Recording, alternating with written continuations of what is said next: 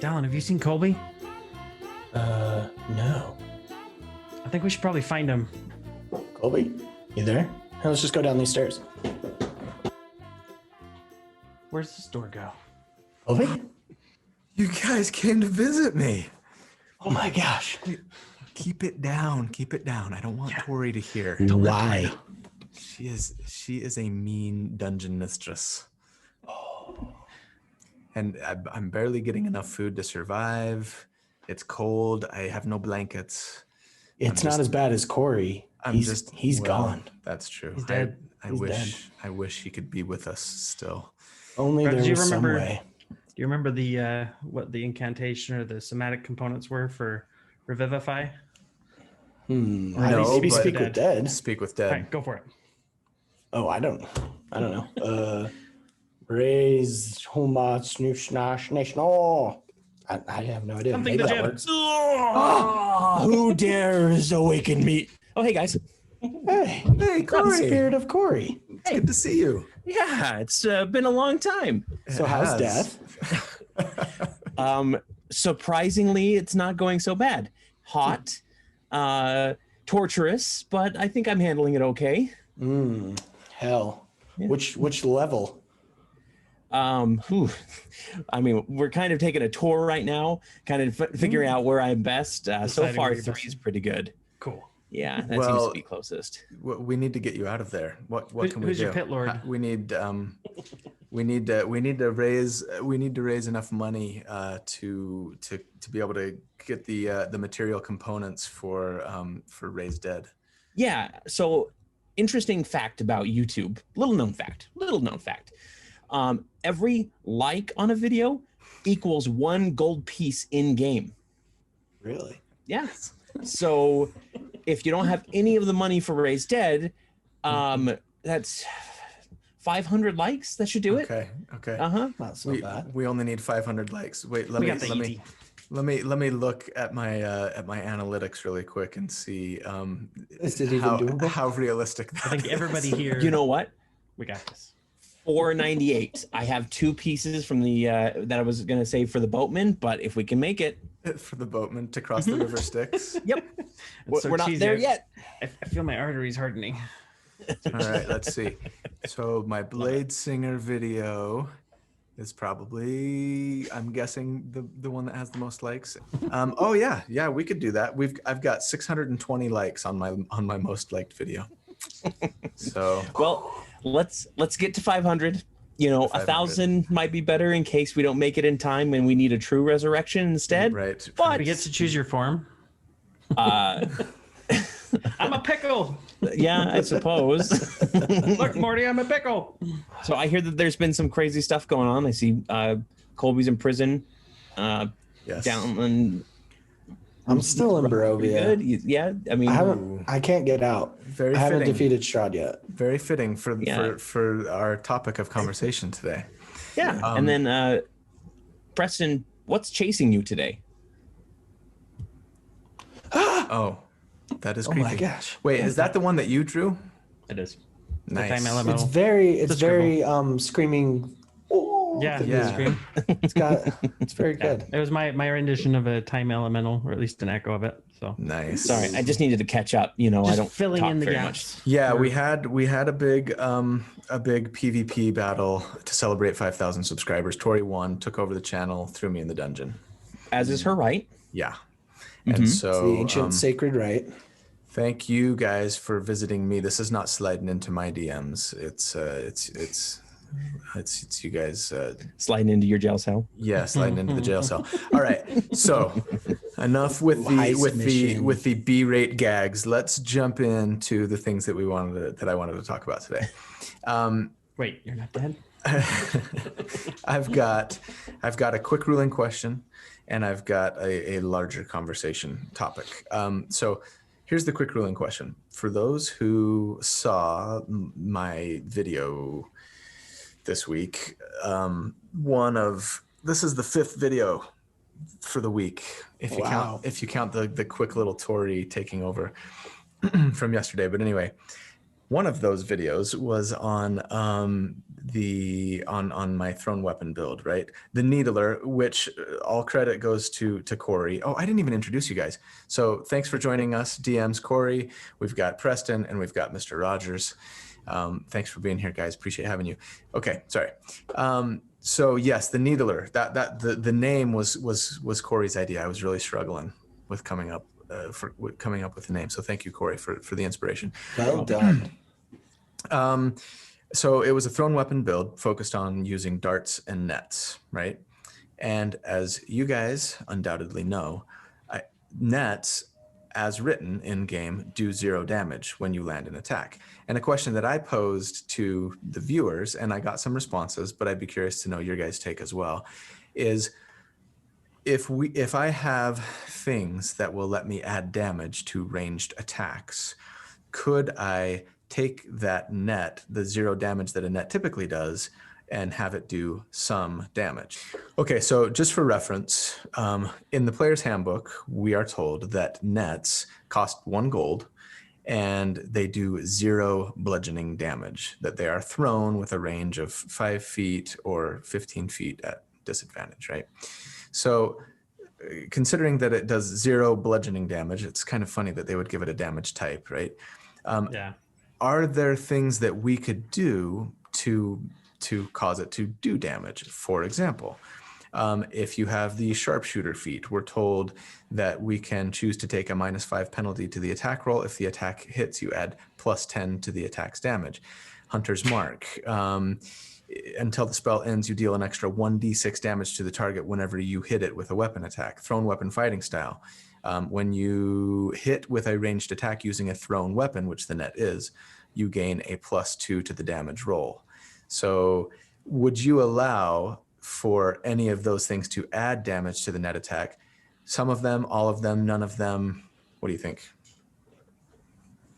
There's a special property on it, isn't there? Is there any special other to the net? Yes, Thrown. it's considered special. Yeah, it's Oh, thrown and and special. Mhm.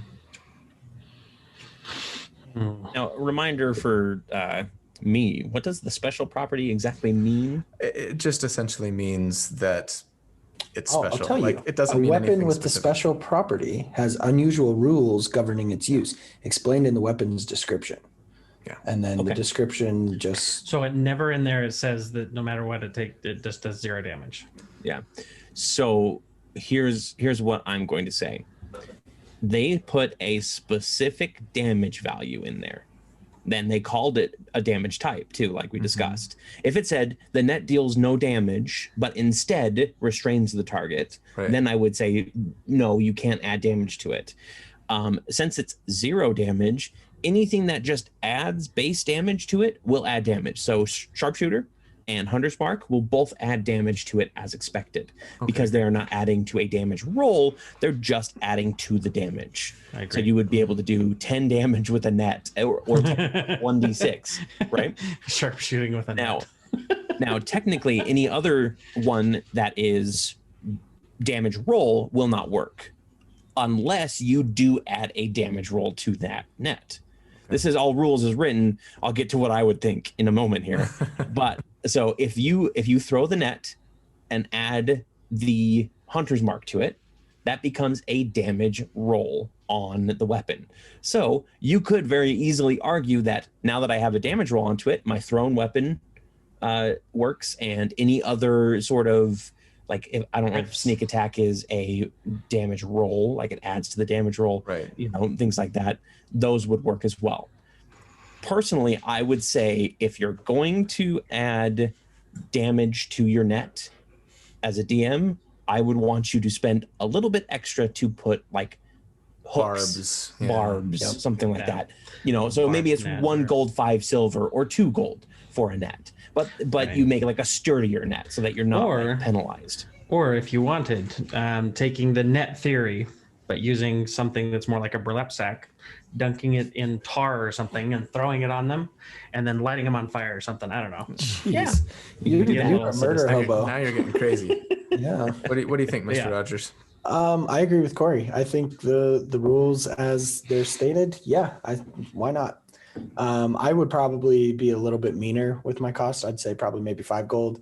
and maybe you have to spend a week putting the net together or something. I don't know, crafting it. What if Like I a need? chain What if net I or need something? what if I need lots and lots of nets? That's going to be very prohibitive. You gotta spend a while. Yeah. I just don't want Or it to just- become something that gets abused. Yeah. So you got to spend a week to craft it, and if they cut it down and it breaks, then you got to spend another week fixing it. Or you can just use a normal net and not do any damage with it. Exactly. Yeah, those but that's would be no my fun. that would be my options as a DM. All right. I mean, I have to admit though, the whole gladiator idea, I've thought would be kind of fun because like I feel like whips, tridents, nets, that kind of stuff, I feel like is not something you see typically. I mean, at least in the games that I played and the games that I've watched and things. But I think it would be, that to me brings a little bit more of a, okay, I don't just have this useless, I throw it and it restrains them. And then since they're a big, strong ogre, they tear it open. If I could talk to the DM and say, hey, if I take, maybe I can only throw it 5 feet, and can I maybe get one that's fashioned out of like iron links or something that's a little bit heftier and maybe Chain has a little link higher net. AC, or like a chain, like it'd be super heavy and you'd have to have a wicked strength throw to throw it. But it's just a weighted blanket. You're just Something. going to lull them to sleep. Yeah, exactly. I think there was a comment on your last video, Colby, where somebody was asking for a whip-based optimized build. and I Not wanna the see that too. first. Not the first. I want to see Castlevania? one personally. It is on the list. Call it the treasure hunter or the archaeologist. Yeah, I could do an Indiana Jones thing with a hand crossbow, maybe. Ooh, yeah, Instead of a pistol. Waterdeep All right. Jones the coming next Trevor time. Belmont from Castlevania. There you Yep. go. Yeah. Okay, so thank you, and that I think is good food for thought, and we'll shed some light on things. So what we wanted to focus most of the time on today was the newly announced book from Wizards of the Coast, the new Ravenloft book. What's the official name? It is Van Richten's Guide to Ravenloft. And I Van hope you're putting a Richten. picture of the cool art of Van Richten and I'll try and insert it Esmeralda here. D'Avenir up against Strahd. And we have met in our Strahd game, Van Richten, and allied Esmeralda. ourselves with them. Yeah, that's right, and Esmeralda too. And in fact, I think, who was it? Preston stole something from Esmeralda. I tried. Me. Oh, was it? That's right. That's Yeah. right. But You we got under the cart. and yeah, that's And right. then we spoiler felt bad. territory. We'll stop there. Yep. So that was when that we was jumped cool. out the window. That was cool to see. So yeah, it looks really great. They really are putting a lot of time and energy into sort of this gothic horror theme thing here, which I think is fantastic. So I want to ask you guys a few questions about it and kind of just go through it, get your general impressions, and then maybe talk about a little more specifics and specific impressions. So first off, general impressions, thoughts. What do you like? What don't you like? Yeah, what do you guys think?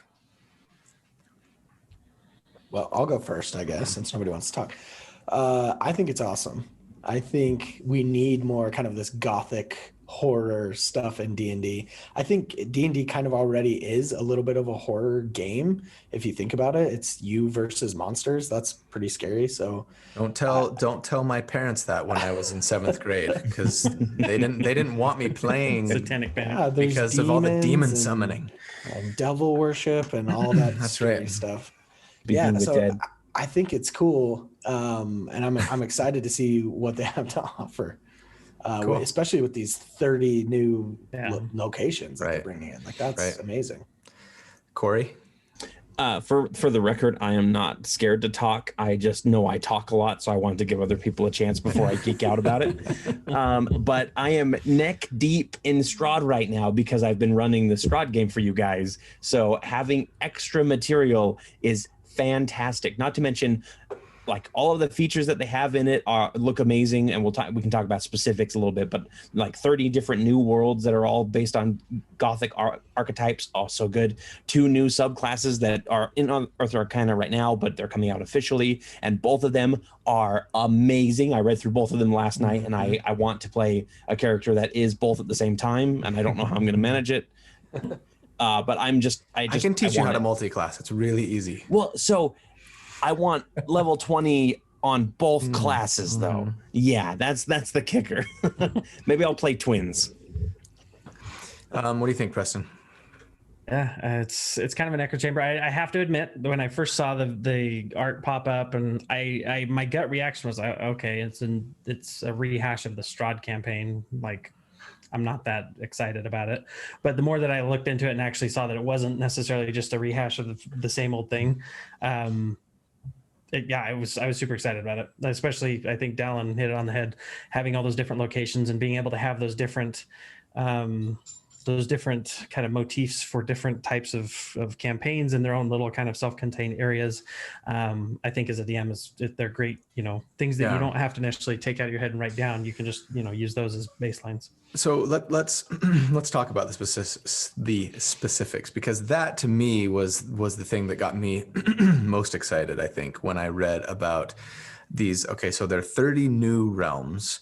They're like micro settings, they're calling them, from the Ravenloft multiverse, each with its own unique villain. And the examples that I've seen pop up on different, press releases and stuff, I'm going to slaughter the pronunciation, but Dementliu, a twisted take on the fairy tale genre, Lemordia with an escaped flesh golem on the loose, Falkovnia. Sounds like it's straight out of WandaVision.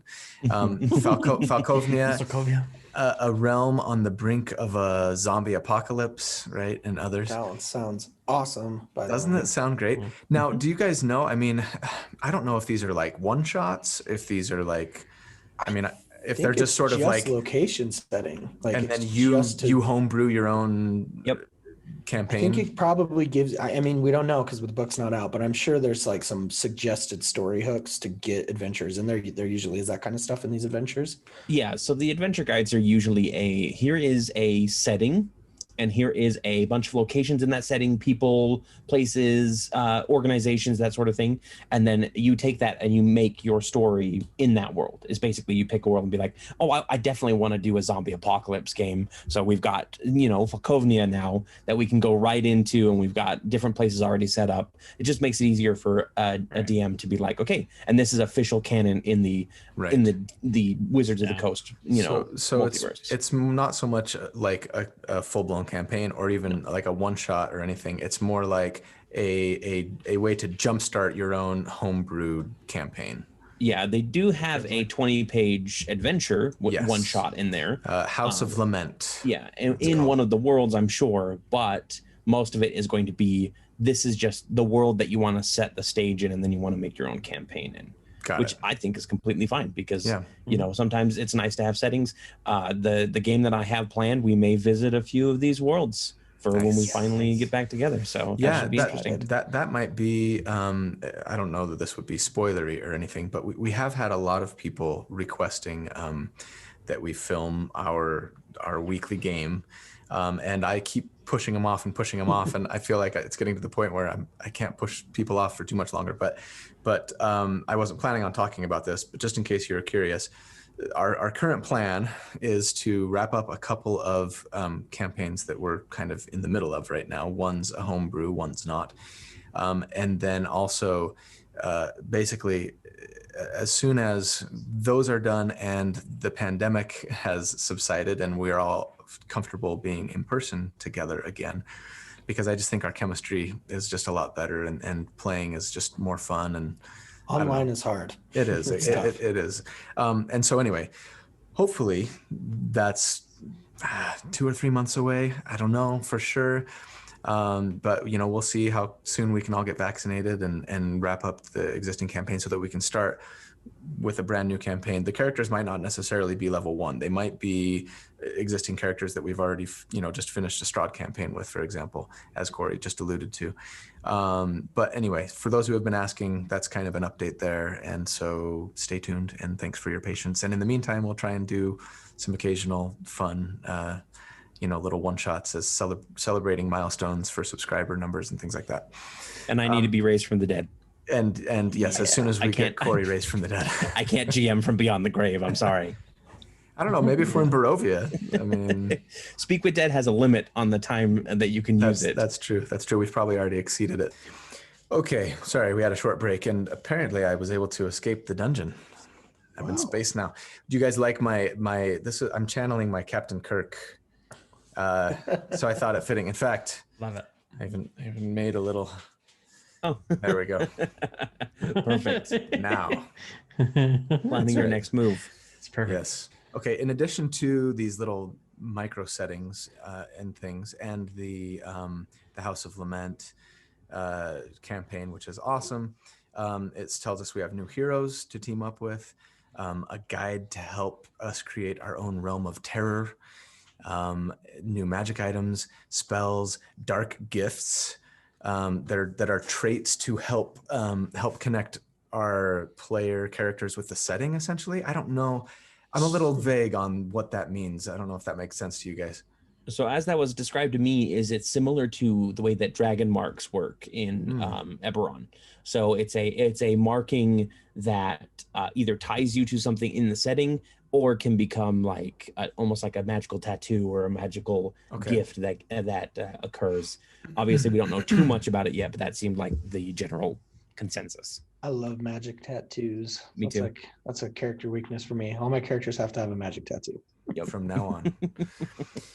No, they have so far. Colby, I'm actually interested. What do you feel about the subclasses? Okay. Have you looked them over? So yes, I have, and that was a nice segue, because I think we need to take a little deep dive here into the subclasses. So we get two, and granted, these are not new. They've been Unearthed Arcana for a little while now. At least they've been showing up for me on D&D Beyond for a little bit. I haven't taken a hard look at them, because I feel like I got burned a little bit when I tried to do Unearthed Arcana in a couple of my early episodes. I was using Rune Knight on at least 2 occasions, if not more, because And they get balanced. yeah, exactly. It was really, really strong, right? It was letting you do an extra D6 of damage like on every single attack, which was like crazy good. And then Tasha's came out, and the official version of Rune Knight came out, and it was a D6 of damage once per turn. And it was like, oh, I got to go back and like readjust all of my spreadsheets now for all of these characters. And so I've generally avoided including Unearthed Arcana in my consideration for builds. And in fact, for the same reason, I've stayed away from Blood Hunter. Even though it is currently my #1 most oft requested episode is do a blood hunter. I get that a lot, and I'm probably gonna have to cave to the masses eventually. But anyway, They're pretty awesome. yes, you having currently playing one actually in our Strahd campaign. So emo. So emo. I They're pull all my hair for I'm you. gonna cut myself to hurt you. Meh. Corey's not impressed. Go like this. Not the rest of really. the time. He just has a thing against Critical Role. Don't hold it against him. That makes it sound like I hate Critical Role, which isn't the case. I just Cup of tea for everyone. All right. So let's take a look at these though, since they are obviously going to be getting an official release soon, right? In May. That's when the book releases, May 18th, I think it was. Yes. So you've got the Bard College of Spirits first up. So let's talk about this. And I'm going to go over kind of an overview of what we get here and maybe ask for a reaction from you guys. So at level 3, that's when, bards get their college. You get the guidance cantrip. Okay, cool. You can cast it at 60 feet. That's nice. You get a spiritual focus. And at level 6, I believe it is, at least as it exists currently, Yes. this spiritual focus at level 6 lets you, when you cast a bard spell that deals damage or restores hit points through the spiritual focus, you roll a d6 and you gain a bonus to 1 roll of the spell equal to the number rolled. And so you guys know me, when I see that, right, instantly I go, holy cow, that's an extra 3.5 on average to every either heal or damage spell that I cast. And the part that gets me is the focuses. Do you have the list of them? They're awesome. It's like a candle. What are they? a skull, a crystal skull, ball. I didn't write any of that stuff down. I just wrote down the numbers. Of course, Did you guys ever watch Mystery Men? I want a skull one of and a them- crystal in the ball. bowling ball. One of them is a talking board. AKA, you can just have a Ouija board A that does Ouija board. damage to people. It's awesome. Yeah, that is I think cool. that's going the way of the Rune Knight, though. That's going to be a once per turn. I think that's got to get nerfed. It's got to get nerfed. Yeah. Because D6 on every heal. Does it chew up your bardic inspiration dice? No, that does not. As long as you cast the spell through your spirit focus. Hmm. They have that's something probably gonna cooler get- for the I that's gonna can get it. see that getting tied to something. Yeah, like Yeah. the bardic inspiration or getting tied to superiority or something. Or you can only do it similar. once per turn. because Yep. Proficiency, seems odd. short rests. Yeah. Right. I don't think it's going to get tied to the Bardic Inspiration because Colby's going to tell us what the Bardic Inspiration Right. does. Here. So Tales from Beyond. This is great. This is very flavorful and not very good for optimizers. So you guys all love it, and I'm like, meh. Okay, so you use your Bardic Inspiration as a bonus action. You tell a tale, and then as an action, you tell this tale. Well, so okay, as a bonus action, you use your Bardic Inspiration. You roll a die, and then consult the storyboard, basically the potential tales that you might be telling. And then as an action, you tell that tale, right? And then it does something depending on what you rolled. To me, it's reminiscent of like the wild magic table or something. It's too random, and I don't like the random. I want to be able to control what I'm doing, right? But anyway, so I mean, it could do all kinds of things depending on what you roll. Buffs, heals, it could do damage. I mean, just to read a few of them. Warrior, you recount the story of a renowned duelist. You make a melee spell attack, and then a spectral warrior briefly appears in an unoccupied space within 5 feet of the target, and then on a hit, it does force damage equal to 2 rolls of your Bardic Inspiration die plus your Charisma modifier. That's actually really pretty good. But I want to be able to count on that, and I can't because I got to roll the die. Friends potentially heals people. You can cause fear. You can give temporary hit points. And it seems to me that sort of the more powerful tales are reserved for when you get a higher Bardic Inspiration die, right? Because we know you start off with a D8 for your Bardic Inspiration, but then eventually it goes to a D10 and eventually it goes to a D12.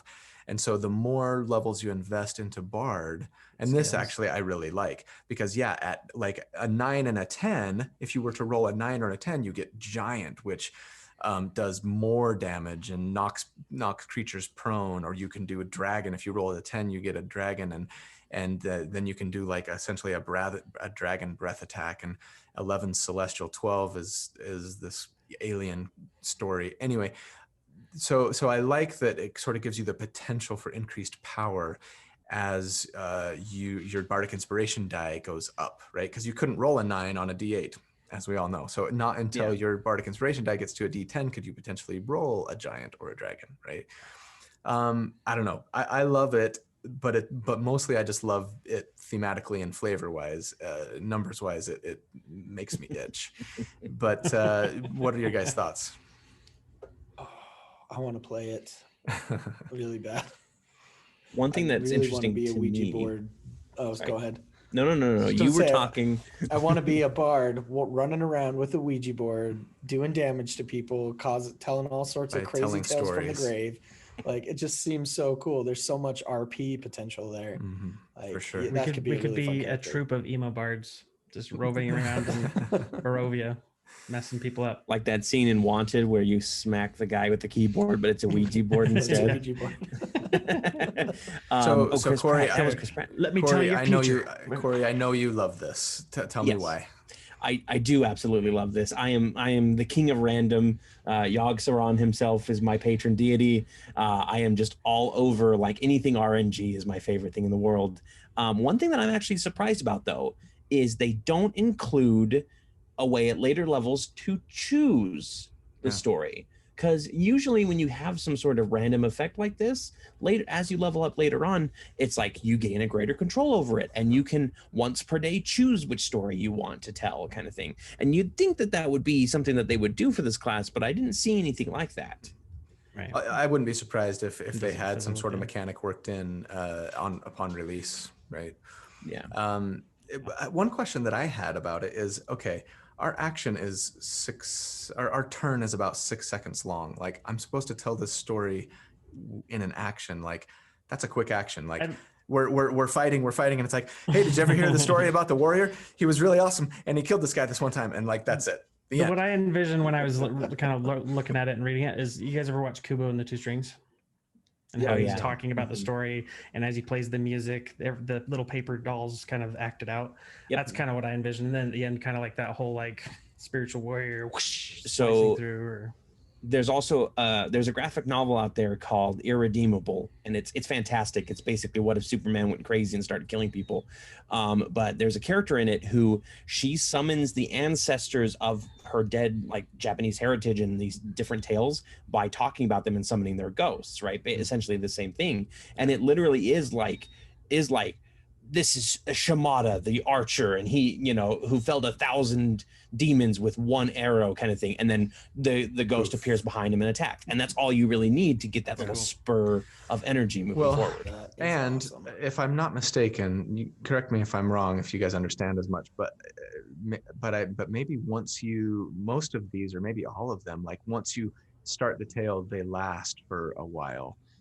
Maybe it's only some of them, but at least on the ones that do last for like a minute or whatever, then it's kind of cool because it lets you sort of, as a DM, if I ever did DM, which I don't know that I ever will, but I might ask my player to be like, okay, on your turn, like tell me the next part of the story. So like, you know, well, once there was this archer, boom, like you say, and you take your turn, and then on your next turn, okay, what did that archer do? Well, you know, he fought against you know, an overwhelming odds and overcame them by doing XYZ. You know, I mean, just kind of definitely great opportunity for role play there, no question. Yeah, for sure.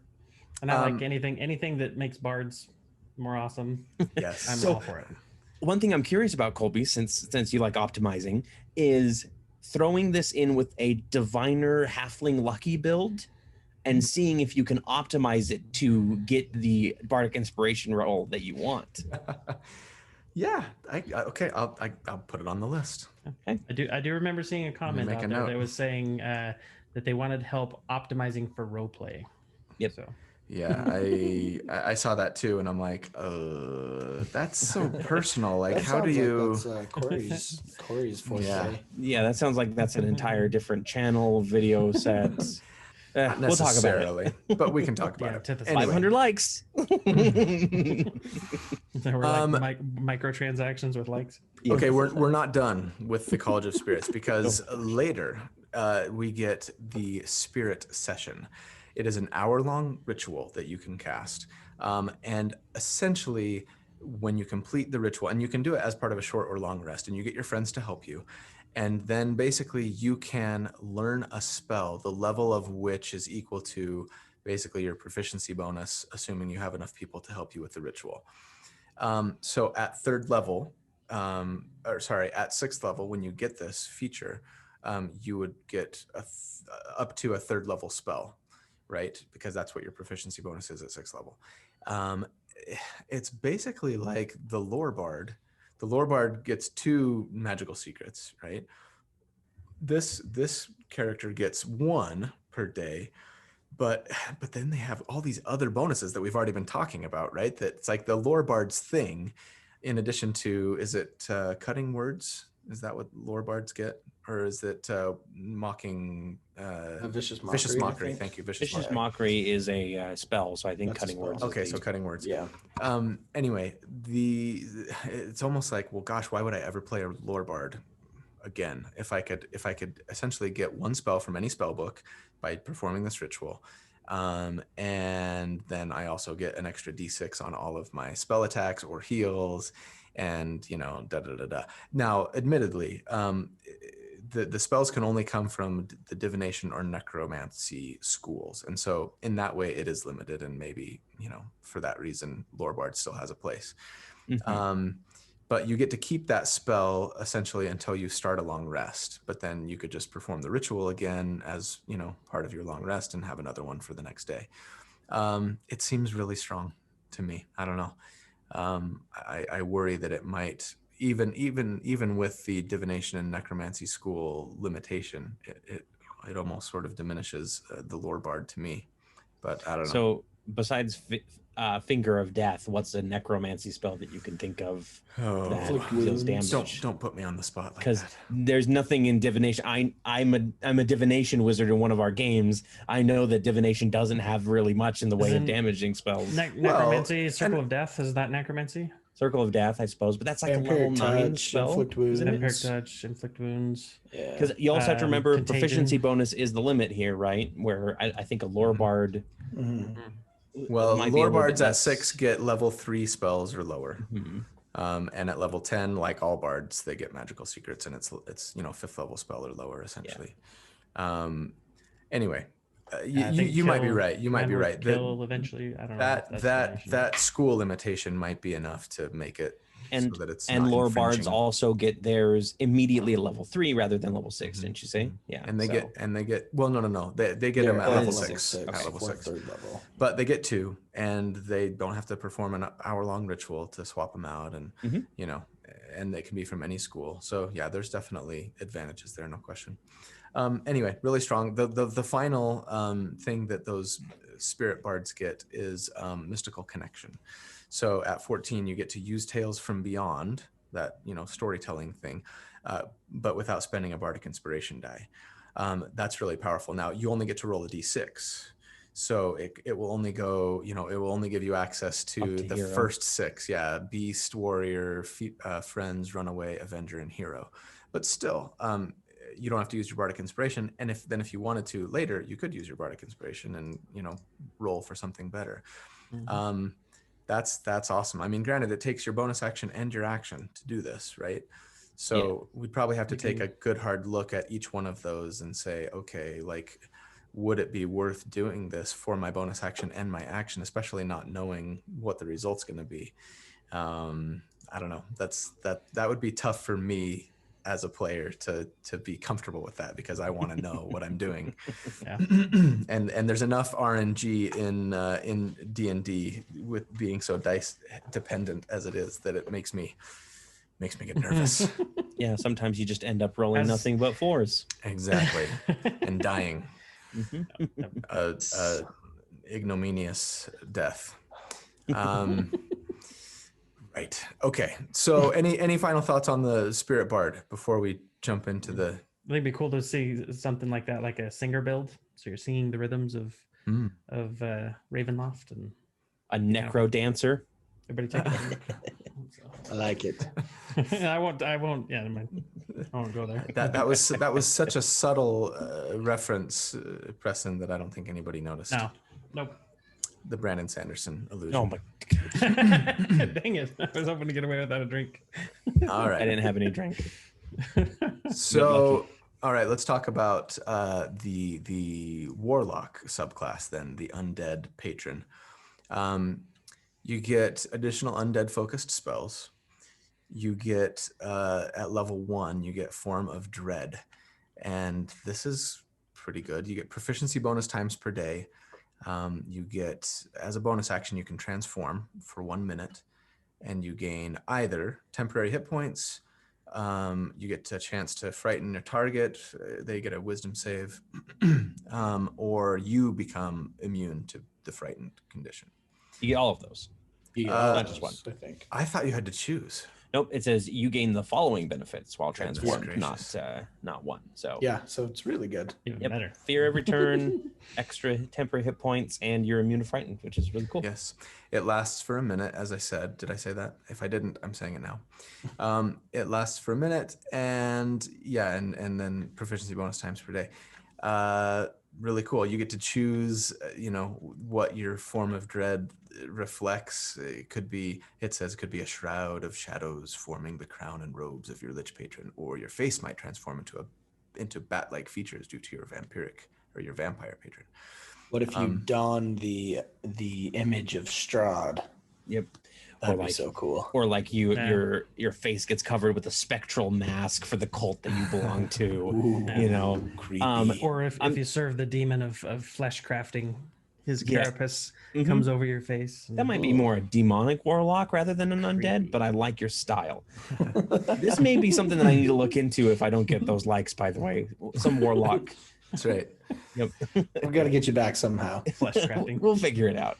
Okay, so that in and of itself is quite powerful, but then it builds, right? So Yeah. at level 6, you get Grave Touched. You don't need to eat, drink, or breathe, which is nice. You're basically just undead. Yeah. You replace any attack damage that you do, you can replace it with necrotic damage. And then if you're using your Form of Dread, and here's, of course, where my eyes get big, you get 1 additional damage die. And this has got to get nerfed. I have to believe it's just way too powerful. So because, okay, so for example, right, like any blast lock, any sword lock, someone who focuses on Eldritch Blast, right? If they get to add every time they do damage when they are using their Form of Dread, which is proficiency bonus times per day, and it lasts for a minute. So most combat encounters, right? There's no concentration required, as far as I can tell, and it lasts for a full minute. At this point, at level 6, you've got 3 proficiency bonus, so 3 combat encounters. Most days, you probably can do it every single combat encounter. When I roll that D10 for my Eldritch Blast, it's now 2d10 of necrotic damage. And since I'm level 6, I get 2 lasers, so it's 2d10 and 2d10. Plus Agonizing Blast if I have it, plus my charisma, And that's at what level? At Level level 6. At level 6. Yep, that's You being come changed. online fast. Yeah, that's gonna that get has to nerfed. There is changed. no way that you're Because, going to like, be able to do that, or like Scorching Ray, and each of them gets an You're- additional Yeah. D10. Like because at no. that damage, you're halfway to hurl through hell, which is what, Yeah. 10d10. I have to think that at the very least they would say like once per turn you can add that damage. Some kind of a limiter. I wouldn't be Even surprised if they then- just let you do your proficiency modifier to the damage instead. Well, So it'd be a D10, and then you get to add another plus 4 at that And then point, it most scales. likely. I think even if you got to add your proficiency bonus to every single attack, That's a that's lot. basically Hexblade's curse, but always. Might get Know you to what I stop mean? using Hexblade so much. Yeah, I absolutely would. Unless I had to be a martial character. And you know what's funny about that is I've never played a Hexblade in game, but I do get a lot of crap from people for overusing Hexblade. And in my defense, Yeah, I used it. It was pretty good. I haven't put Hexblade in a build other than my Lockett Bard a few weeks ago, since like early November. So back off. Anyway, And it was pretty fun to play. So, I must say. yeah. So this is strong. This is probably too strong. I have to imagine that, even if they just changed it to 1 additional damage die once per turn, what makes that so strong compared to other subclass features is that, other subclass features like your Zealot Barbarian, your Hunter Ranger, your Rune Knight Fighter, they get a D6 or a D8. I guess the Zealot Barbarian gets the D6 plus half their Barbarian levels, but still, like if I could find a way to get this benefit, but my damage is a D10 or a D12, it's really strong. And now, granted, it's a level 6 feature, not a level 3 feature like those other ones that I mentioned. So maybe they justify, that as being balanced. But again, if it's more than once per turn, I'll be floored. And this will be the new Hexblade that every warlock will Yeah, for take. real. Absolutely. Okay, so you get Mortal Husk at level 10. This is my favorite, not for the numbers, but for the flavor. So cool. You have resistance to necrotic damage, and you're immune to necrotic damage if you're using your Form of Dread. And then when you hit 0 hit points, you can make your body explode. And each creature within 30 feet takes necrotic damage equal to 2d10 plus your warlock level. And then Holy cow. you come back to life with 1 hit point. And all your gear and everything. And too. everything, yeah. And now you have 1 level of exhaustion, and you can't do it again until 1d4 long rests have passed. But still, this is the ultimate. Gosh, I was going to say something that was not very PC. It would be great for tanks, frankly, if you could figure out how to be a tank this way, and you like almost want them to kill you so that you can take them with you when you go, and then and then come back, right? Yep. Yeah, that'd be cool. I'd say you have to be careful about hitting your friends with this too, though. Like 30 feet's a big It area. is. It It's is not all sculpted. creatures. That's right. It's not creatures of your choice. It's Yeah, this is everybody. like you use on the final boss battle.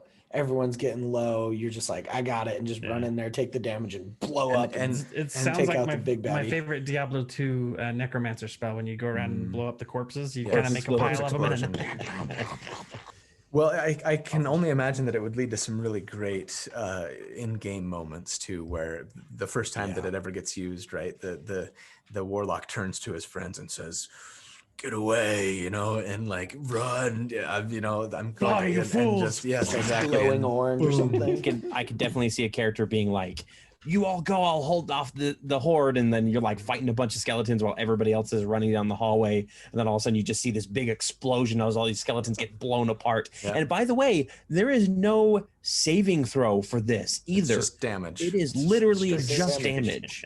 damage. That is insane. bone shards Yeah. everywhere. Yep.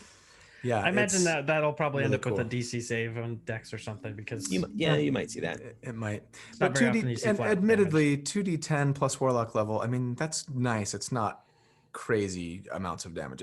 It's. I mean, you're talking 11 at this level. You're level 10, so on average, that's 21 damage. 21 flat damage is not nothing. I mean, that's and What's a especially what's because a it's an area of skeleton's 30 normal- feet. skeletons and like goblins. What's like 18? 20, yeah, 20? 18, 20. So you can Goblins are like effectively wipe 10. them all out. But Yeah, that would So be many cool kobolds. if you were holding the line, holding that bridge, blew up all of the enemies, and then the fight was over. Essentially, you ended the fight and then came back with 1 hit point, and all of your Find friends your were like, person. "Whoa!" The shadows coalesce and form you back into who you are. That's awesome. Yeah. Be great. so awesome. Okay, so the last thing that we see from this particular subclass is spirit projection. At 14, as an action, your spirit can leave your body for an hour or until your concentration is broken. It does require concentration. And then while you're doing that, your spirit and your body have resistance to physical damage. Conjuration or necromancy spells have no verbal, somatic, or material components unless the material components have a gold requirement. Consumed. Okay. And then you have fly speed equivalent to your walking speed. And then if you do this while you're using your form of dread, once per turn, if you deal necrotic damage, you regain hit points equal to half of the damage dealt. So that's like the grave cleric, right? Or like when you use Vampiric touch. Vampiric touch. yes, yeah, death domain. Same mechanic. you're thinking. That's what I'm thinking of. Yeah. Well, you're thinking vampiric touch, really, I guess, but Yeah, vampiric touch specifically. Also, you can walk through creatures and walls and stuff. Yeah. super cool, super strong. So I mean, I guess maybe this is a stupid question that seems to be implied, but it took me a second to kind of go, okay, so when I'm in my spirit form, I can continue to like cast spells and make attacks as though I were just in corporeal form. Yeah. Okay. But now you're basically 2 targets that can be hit though to break your concentration. So it's a risk. But But it doesn't say anything about you can't speak. It doesn't say anything about you can't affect the physical world Right. or anything like that. It doesn't have any sort of you're intangible or incorporeal like that. So I don't see any reason why you can't continue to be a badass while you're a spirit. It seems pretty great. I mean, a great way, especially to regain hit points for yourself if you can do a lot of necrotic damage. And by the way, everything you do can be necrotic damage because you have grave touched. So basically just pile on all of your highest damage spells and heal yourself back to full health and then go back into your body and continue on. I really want to play this with my rogue warlock that we're doing in Strahd. As soon as I saw this, I was like, oh, I did Pact of the Blade, but like this is so cool. Like this is what I wanted to do. I got to re-roll my character. Might be, I mean, it might be one of those things where we definitely have to re-examine that. And we've been away long enough for Strahd that I'd be okay if you guys wanted to change things up with the way your characters were built. I mean, I fine. think I've only Moment. been a warlock for like 2 sessions anyways. Character building moment, you die and you come back as an aspect of XYZ. Yeah. There you go. So, okay, I had one final question for you, but before I get to it, anything else that you guys wanted to say about? If all of that actually makes it into raw, I'd be pretty floored with it. So here's the question then, and it's related to that statement. I mean, I see a lot of people complain about this, and I think there's some justification for the complaint. Do you guys think that Wizards is introducing too much power creep into 5th edition as it ages? The cynic would argue, right, that Wizards wants to sell books, and so they're coming out with new content, and in order to really motivate you to get the new content, they're making everything that they put out, all the new subclasses and spells and magic items, etc., maybe just a little bit more powerful than, you know, what they had previously. And so, you know, anytime a new subclass comes out, or a new class for that matter, that they seem a little overpowered. And whether that's intentional on Wizards' part or not, you know, again, the cynic would argue, there, you know, all this power creep, it's stupid, and you can't build a character out of the player handbook anymore if you want to be, you know, competitive from a, you know, optimization standpoint or whatever. Well, I think, I don't know. This comes down to, I guess people have to ask themselves why they're playing D&D. I mean, if you're playing D&D specifically just to get the greatest numerical advantage, which this is the great place to learn how to do that. This is the place.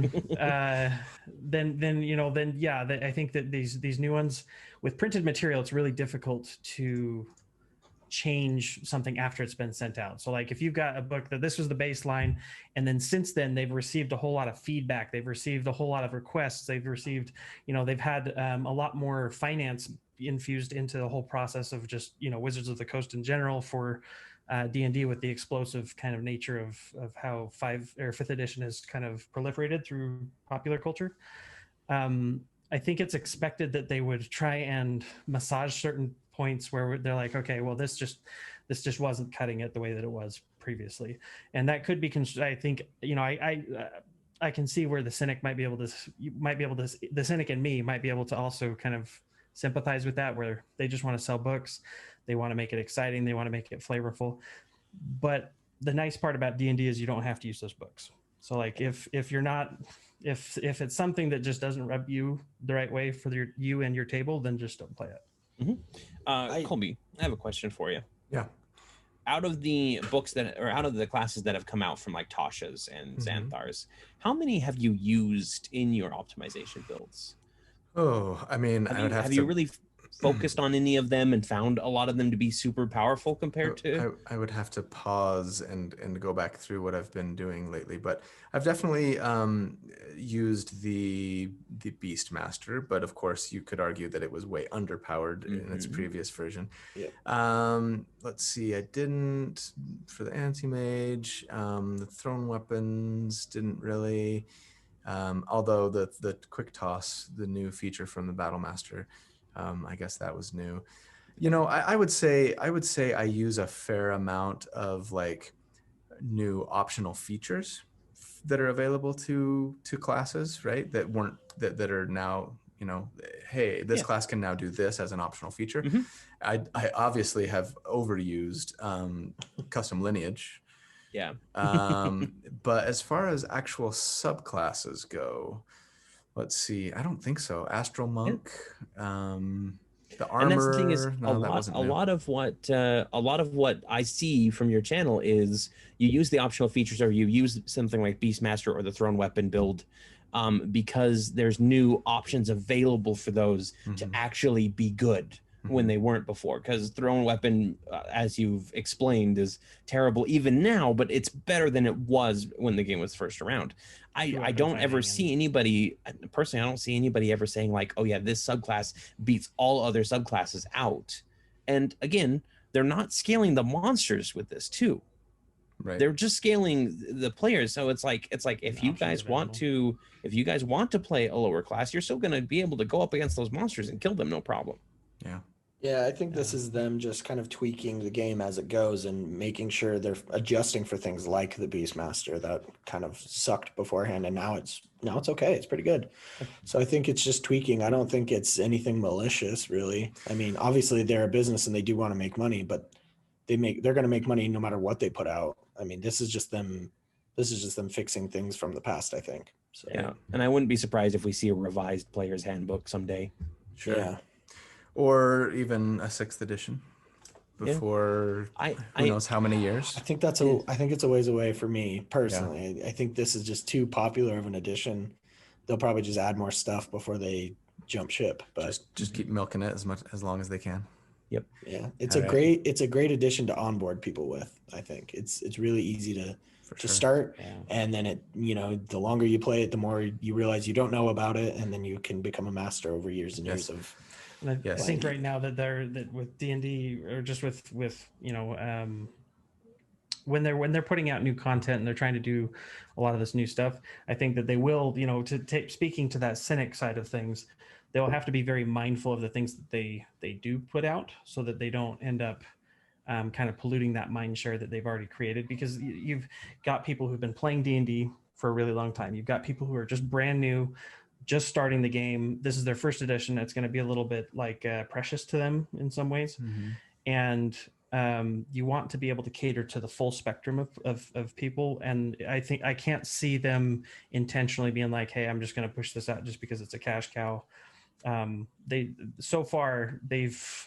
I feel like they've been very, very mindful of that kind of stewardship that they have of this precious game that a lot of us hold dear to ourselves. And when they're putting things out, Unearthed Arcana, that can be really overpowered a lot of times, but once it actually hits the shelves on a printed page for that's an official content, I feel like there hasn't been anything radically tugging one way or the other. Okay. Well, we've gone a little long today, so I am going to call for a close. Thank you for visiting me in my space. Well, you better get back in your dungeon before she finds you. Hurry, she's gonna find me. She's coming. I can hear her. You guys are awesome. Really appreciate you watching, and thanks to all of my DMs for all of their help and for being great conversationalists as always.